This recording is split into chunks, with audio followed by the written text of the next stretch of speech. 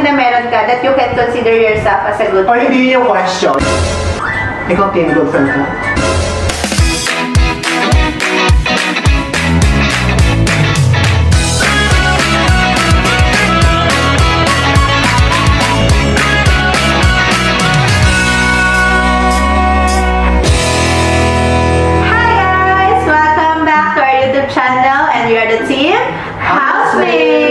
Okay, so for today's video, we're going to talk about friendship in general. And I think we all know na friends play an important role sa buhay ng bawat isa. So, nag-search kami ng mga questions na may kinalaman sa friendship. Let's start!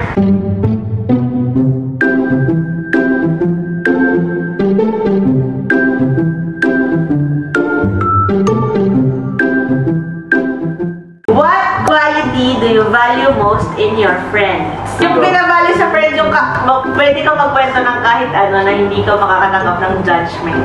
Yes. Yun din, yun nga. At makakakuha ka ng honest opinion sa kanila kahit masakit or basta gano'n. Oo, tama. Yeah. Siguro ako, mapagkakatiwalaan.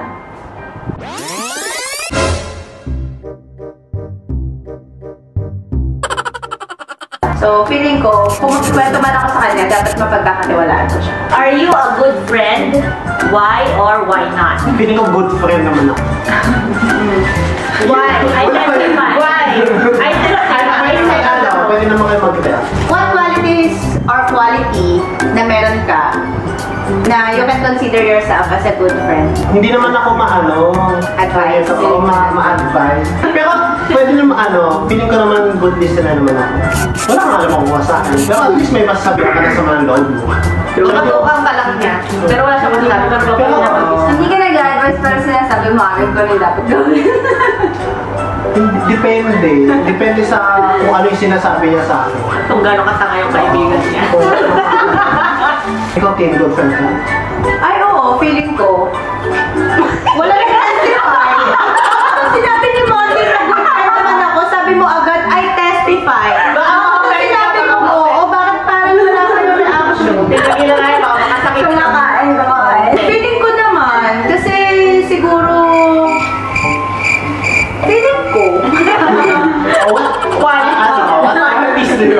I always make time. Kahit gano'n ako ka-busy. Parang uupuan talaga kita kapag kailangan mo ng ng kasama. Kahit nasan ka pupuntahan kita, gusto mo maglakad tayo parehas or umupo lang tayo or tumunganga lang tayo, sasamahan kita. Kasi konti na yun na tinutulong ko talaga ng mga friends or close friends. Baka hindi ko masabi sarili ko ng good friend. Kasi kunwari may mga yayaan. Kapag talagang tinatamad ako, hindi talaga ako pupunta. Contrast sa sinabi nila na sasamahan ka niya kung saan ba. So siguro sa mga close friends, talaga, like yung natin, sa atin, masabi ko na talagang ako, good friend ako. Napakahirap na tanong sa akin kasi hindi ko alam kung i-given ko ba yung sarili ko o i-tanawin ko. Kapag nangutangan ka ba, good friend ka na? Ay, walang pala question yan, ha? Walang pala question yan. Hindi ko rin alam. What is the best way to meet new friends? Question mark. A friend of a friend.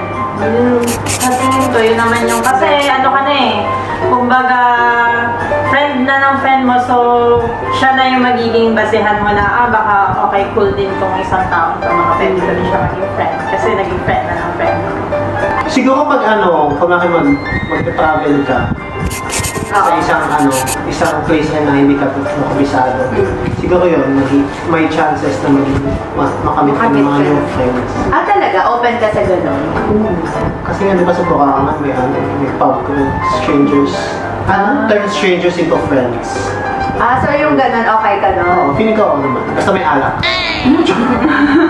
Ikaw ba wala? How do you meet new friends? Kapag feeling ko pag magka-wavelength kami. Charot, Wavelength ba tayo? Parang feeling ko magka-wavelength naman tayo. How? Casual lang. Kunwari, basta, hindi ko sure eh. Where naman di ba? Where? Kahit saan, sa work, work or sa... Pag nagkaka-drive kami, parang same kami ng wavelength. Ganon. Okay. Ang hirap siguro maghanap ng friends sa mga introvert. Kasi hindi ko yung mag-first move eh. Ikaw yung dapat nalapitan na pag introvert. Kailangan ma-overcome mo muna yung awkward stage after that siguro. What separates true friends from acquaintances? May nabasa ako. Ano yun? Sabi, kapag tumagal na yung friendship nyo more than 7 years. Ay, ano daw yun? True friends yun? Oo. So kapag hindi, Hindi pa tayo sila din. Ikaw may umabot sa 7 years. So kapag hindi pa 7 years. Hindi naman, nabasa ko lang. Pinig ko hirap siya i-ano. Actually ako hindi ko alam kung ano yung acquaintance sa friend. O napaka-friendly ko lang. Or wala akong masyadong friend. Hindi, kasi marami akong pwede ko siya sabihin friend or pwede ko siyang sabihin na kilala lang. Oo. Hindi ko alam kung paano sila yan. Ako hindi lahat friends ko. Masasabi ko kung sino yung friends ko. Masasabi ko kung sino yung kakilala ko. Paano sa Siguro kapag magiging friends ko siya kapag close kami kahit papano. Like halimbawa yung kasama natin sa bahay. Hindi lahat friends ko. Yung iba, kakilala ko lang. Kasi hindi naman ako close tulad ng close ko sa inyo. Friend mo ka ba? Or kakilala? Kakilala lang. Yung laging kasama lumabas, pagsasabihan mo din ng kahit ano. Pero feeling ko, i-define ko siya ha, sa acquaintance party. Di ba may acquaintance party? First year? Oo. Tapos, mga hindi mo naman silang kalala. Tapos, feeling ko, doon nag-i-start ang friendship. Sa acquaintance na yun. Acquaintance muna. So, after nun, pag feeling mo, ka-wavelength ka lang, doon nag-i-start ang friendship. What are the most common reasons for friendships to fall apart? Pag sinabi ko fall apart, hindi na kayo friends. Kung siguro nag-away na, pero sabi mo, Oo nga, away. Away. Pero it depends on gaano kalalim yung pinagawa. Like what? hindi. Feel ko hindi naman sa akin. Hindi yung sagot ko. Ang sagot ko is, siguro yung communication. Kasi hindi na kami masyadong nag-uusap. Kasi may mga friends pa rin naman ako na kahit malayo kami, friends pa rin. Shoutout sa mga friends ko. Mga dati ng katrabaho. Pero Mondi, paano ka nagkakaroon ng constant communication sa kanila? Ikaw yung matanong, parang kamusta kayo or parang Napansin ko naman, isa sa mga common reasons, pero hindi ko sinasabi lahat. Kapag nagka-jowa yung friend. Kasi yung friend mo, parang yung attention niya, lagi na nasa jowa niya.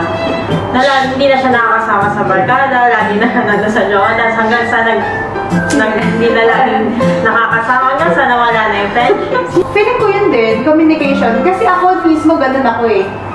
Pero ako yung kabilang side, yung hindi makamusta. Do you make friends easily or do you find it difficult to make new friends? Ako parang easily. Sa kaya na, yung character ko ngayon, parang pag may bago, di ba pag sa bahay, pag may bago sa bahay, parang pinifriend ko. Hindi ako nahihiya na mag-approach. Pero hindi naman ako yung feeling close na, hi! Welcome back to our vlog!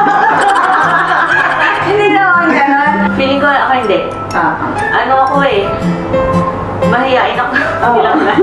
Pag unang beses kitang nakita, Awkward talaga ako. Unless, bigyan mo lang medyo mahaba mong panahon. Pag nalagpasan ka yung awkward stage na yun, makulit na ako. Pero kapag hindi talaga, pag awkward ako, basta pag awkward ako, awkward talaga. Pag hindi ko mapipilit kapag pag awkward. Basta, hindi ko mapipilit, basta kapag oo. Basta hindi awkward ako talaga. Ako din madali lang. Tsaka tinatansya ka ang tao. Tinatansya mo agad, kakakita mo pa lang. Oo, ganun ako. Ito magiging friends kayo. Oo. What's a big favor you have done for a friend? How about a big favor that a friend has done for you? Yung friend ko nung college, si Jenny. Hi, Jenny. Hi, Jenny! Hello, Jenny. Basta siya yung crunch up ako nung gusto ko yung surprise si nanay, di ba? Ayun, yung siya yung pinabili ko ng bulaklak, pina-order ko ng cake, ayun. Kasi wala akong kapatid na babae. Siguro yun din, yung mga friends ko ng high school, kaya nila akong sunduin sa airport. Sa akin yun nga, same ng kay Tim, sa mga friends ko sa MDC dati. Sila yung nag-adjust lagi kapag umuwi ako ng Pilipinas. Sila yung nagbablock ng schedule nila.